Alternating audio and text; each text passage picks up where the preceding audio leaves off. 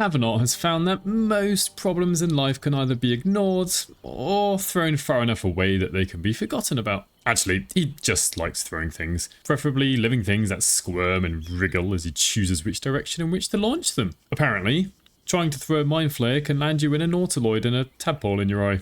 Who would have known? So this is Tavernaut. He is a half-orc. I am respecking here, so I'm not on the character creation screen exactly. So Tavernaut here isn't the sharpest tool in the shed, but he is one of the strongest. So he's got a high strength in constitution and dexterity, as you might expect from a barbarian. And his intelligence and wisdom are going to be 9 and charisma 8. Now this is linked to the weapon he's holding. I'll get to that later. But this minimizes the penalties that we will have from wielding that weapon. He will take the first 6 levels in Barbarian, so he's going to get Reckless Attack, Danger Sense, and he's going to be a Wild Heart. He is an animal at heart, and he's going to go for Tiger. The reason for this is actually we do want to inflict bleeding for this build to work the best, and we can automatically inflict bleeding with Tiger's Bloodlust, and also we get to target more enemies at once with bleeding, which is great. For his first feat, he's going to take Athlete. This is to kind of go well with the Tiger's Rage to increase the jump distance. It isn't completely necessary, but it's just a nice thing to have to get around the battlefield. We want level 5 as soon as possible to get extra attack. For his animal aspect, there are 3 choices here that would work for this character. We could go with Stallion because he will be dashing with his bonus action, which will then grant him temporary hit points equal to twice the Barbarian level. He's going to end up with 8 levels in Barbarian, so that would be 16 temporary hit points, which he could get every single turn. This would be for survival. Tiger would be to increase the chance to hit, because we will be inflicting bleeding on targets, so then we can get this first part here, an additional strength modifier to attack rolls, but with advantage, and he will have a high strength. This isn't quite necessary, but if you really want an extra chance to hit, that would work. Or Wolverine, again, when you attack a bleeding or poison target, enemies will be bleeding. They will have their movement speed reduced to 0 and disadvantage on dexterity saving throws. This is more for supporting the party. I'm actually going to go with Stallion. Now choosing when to multiclass is quite difficult for this build because the level 7 Barbarian feature is really strong.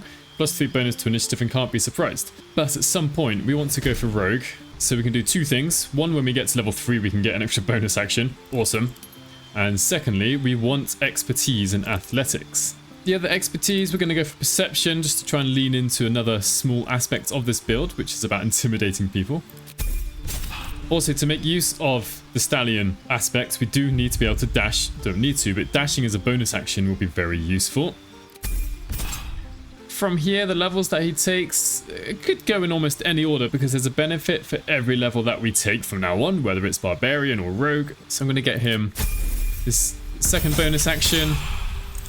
I'm then going to go another level in Barbarian next because this gives us a nice chunk of hit points. But this is almost the same as the alert feat itself. And in the last 2 levels, we're going to take feats. So we're going to take a classic combination of Sentinel. So this is to support the party because we might be able to get an extra opportunity attack in. And if we do hit them with an opportunity attack, they can't move, which is why I said there would be overlap with the main. And we have advantage on opportunity attacks. Awesome.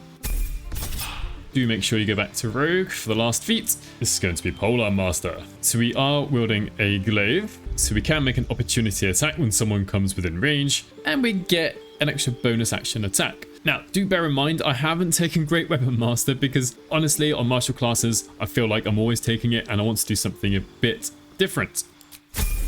Now, in terms of his items, I've tried not to pick too many items from Act 3. I personally don't like builds that only come online towards the end. In terms of damage, like the Soul of Baldur is great, but we have to get to Act 3 and we have to defeat a certain boss to get that. So the items he's currently got on, apart from the bow, are all available in Act 1 or 2. I will show some Act 3 alternatives as well. In fact, I might put one on later. So the Haste Helm, found in the Goblin Village, just in a locked chest.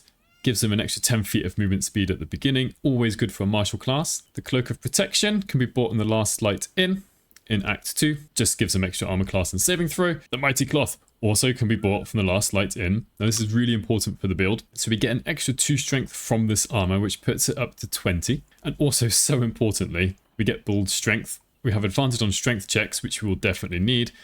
and carrying capacity is doubled. It gives you pretty much the same stuff as the enlarged spell would, because also we can't be pushed against our will, have advantage on restraining on saving throws against being restrained, which is nice. We do get this bull rush action. We don't really need it that much. It says available only when raging. That's not true. I can do it right now. Braces of defense can be found in the Goblin Village, in fact, underneath the Apothecary, and gives them +2 bonus to armor class. Awesome. Linebreaker boots found in the Goblin camp from one of the Beastmaster in the Walk Pens. Once per turn when you dash, you will gain Wrath for 2 turns. I'll show you that later, but it's pretty awesome. Amulet of the Harpers can be bought from the Last Light Inn, mostly for the advantage on wisdom saving throws, but can also use shield once per long rest. Ring of Protection, you can get this by helping out Mole in the Druid's camp, so an extra +1 armor class and saving throw. The Ring of Free Action, this can be bought in Moonrise Towers, but it cannot be paralyzed or restrained, and ignore the effects of difficult terrain. This is just to make sure he can get around the battlefield and isn't stopped.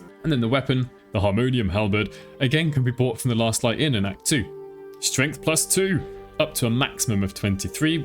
Between 22 and 23, it doesn't make much of a difference, apart from just a tiny bit of extra carrying capacity, and intelligence and wisdom -1, which is why I had 9 intelligence and 9 wisdom, so at least we have 8 in intelligence and wisdom, and not anything worse. The bow is currently from Act 3. What I would have equipped him with earlier would be the Bow of Awareness, found very early on in Act 1, just to give him a +1 bonus to initiative. Now, in terms of Act 3 items, I would replace the Haste Helm with the Bone Spike Helmet, which can be found in a trader in the sewers. This is very much a barbarian helmet.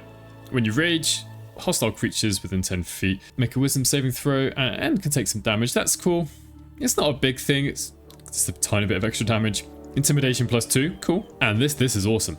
Menacing attack. Once per turn, we can try and frighten someone, and it's per turn. It says does not spend superiority dice on a miss, but we don't need to when we use this action. Another necklace I would definitely use for this character is the Amulet of Greater Health, because then that increases our armor class significantly and our hit points. It gives us advantage on constitution saving throws and checks, but that's not so important. And potentially some other boots you could equip are the Bone Spike boots, so an extra armor class and saving throw once again, a bit of extra jump distance, and you get Brutal Leap, which is kind of cool. This is once per turn, right? So it's not like once per short rest or anything.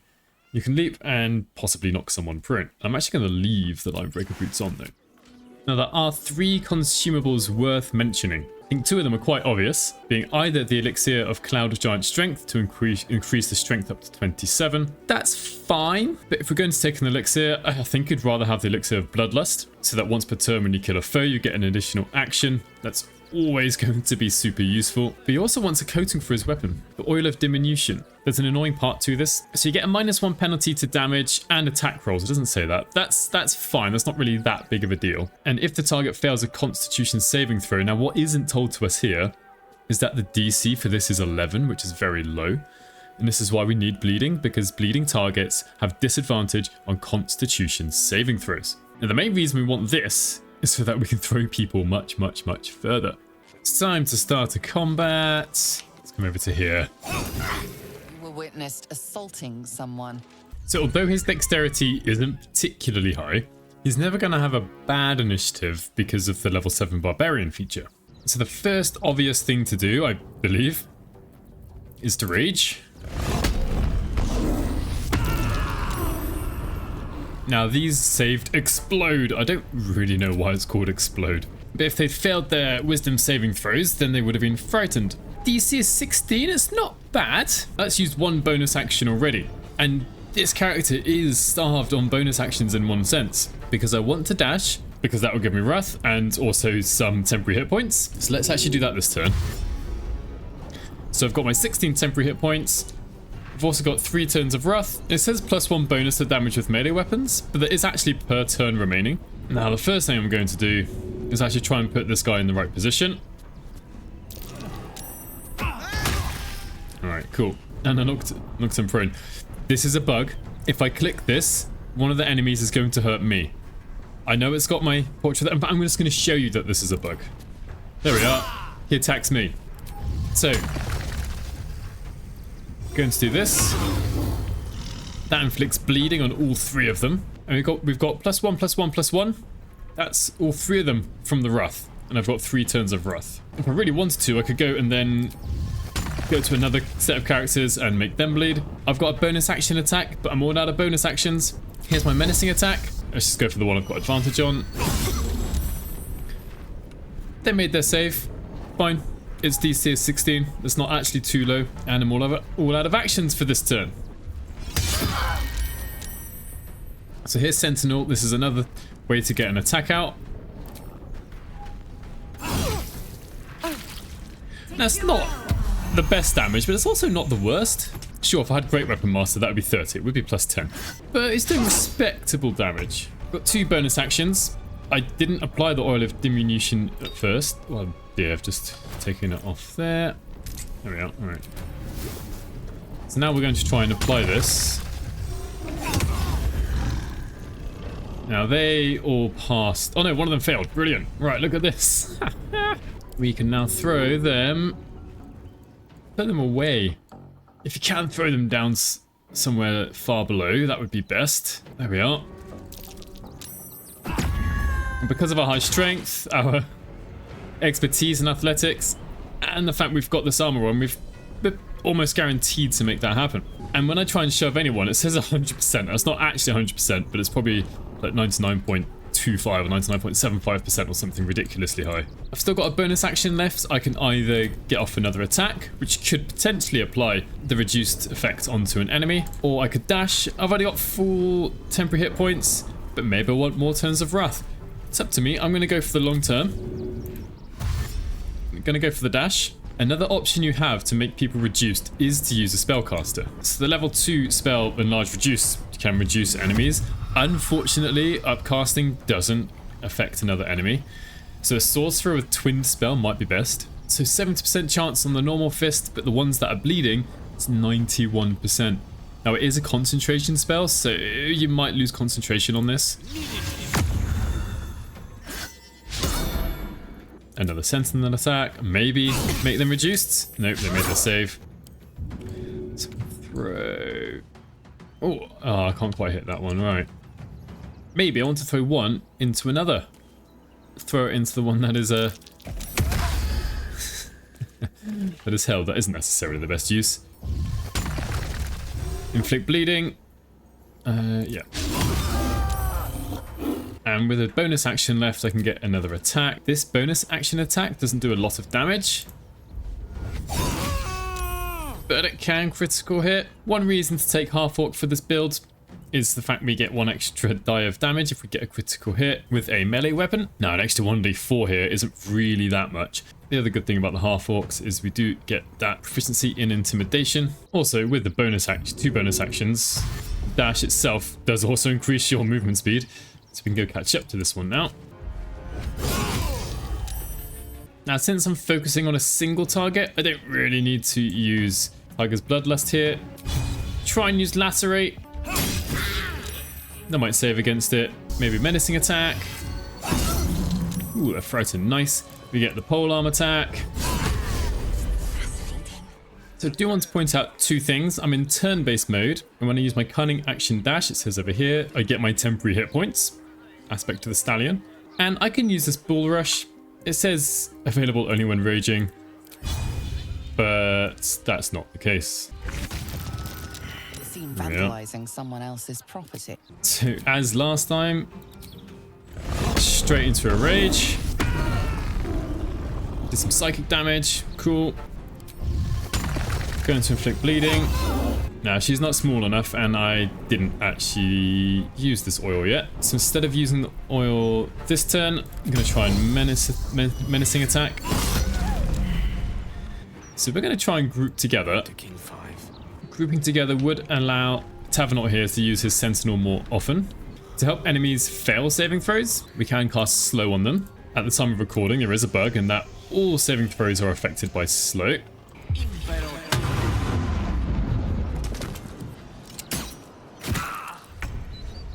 Oh, there you go, got put to sleep. Right. I kind of want to go get to Manet Sayama. Now, one aspect I haven't really shown you of the build yet is the jump distance.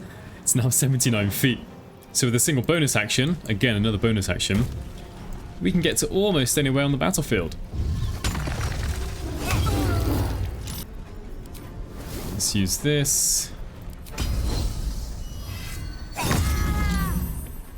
so they've been reduced. That bleeding probably helped them fail their concentration saving throw. There we are, their disadvantage. Now I don't have another action to throw her, but next turn she'll still be reduced.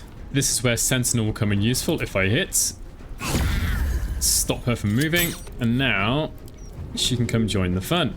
So let's throw her into her own wolf. Seems appropriate somehow. Now for some reason, it might be to do with the fact I am holding a bow, I can get sneak attack on that thrown damage. 10 piercing damage, and it also includes the rage damage as well. So now if Blaze Liara Portier actually attacks Shadowheart, as she seems to have been doing, I should be able to get a Sentinel attack in. There we are. Let's do both. Nice combo there. Knock her prone, which ends her turn, and we get an attack with advantage. So this is where an elixir of bloodlust would be helpful, because it looks like I'm going to heal that mana. We get our extra action. Blaze Liara Portier has been reduced massively. We can just get rid of her for a while. And how far we can actually throw her. Things get in the way, but the path gets blocked. Say goodbye to her for some time. Oh, are you small as well? No, you're just a dwarf, right? Ah, now you are. Let's separate you out. Oh, I'll throw you even further. Perfect. Nice, right. I can forget about those two for a turn or so. So now we can go help Gale. Let's try and use our menacing attack. Now he wasn't bleeding. He was saved. I wonder if I've used up the oil yet. No, we've still got 8 turns. Brilliant. It's going to take them a while to catch up. So grouping up obviously opens you up to area of effect spells. But when people are knocked prone, attack each other, attack other members of the party, or frightened, it's really good to have everyone ready and waiting to attack anyone who's suffered any debuffs. You can still throw people, but without them being reduced, you can't throw them so far. So unless you're next to a ledge, I probably wouldn't usually spend my turn throwing. The thing about having the feats as opposed to Great Weapon Master is all about versatility and extra options in combat. Unfortunately, when they get reduced on the second attack of the turn, we can't throw them, but we can shove them. 100% chance, so I mean, if you're near a ledge, brilliant. I'm not here, so it's not that useful. But if I want to waste another one of her turns, I've probably done the right thing. Yeah, so she has to dash. No harm done. There we are. Oh. 3 of them set up perfectly for Tiger's Bloodlust. I think I might actually have to move back a tiny bit. There we are. 3 bleeding targets. 1 of them reduced. Then I got the choice of maybe trying to hurt all of them again. Throwing this fist. I could probably throw out the window, right? Out the door. There we are. This is the sort of thing I've been waiting for. Bonk. Not going to hear from her again for a while. Anyway, I'm just going to be going through the same process again now. So let me know if you like this combination. No, it's not exactly min-maxing, but I don't feel like we absolutely have to in this game. Just trying to pick a theme and run with it. So let me know what changes you would make. Thank you very much for watching, to all the members of my channel, and hopefully I'll catch you in the next one.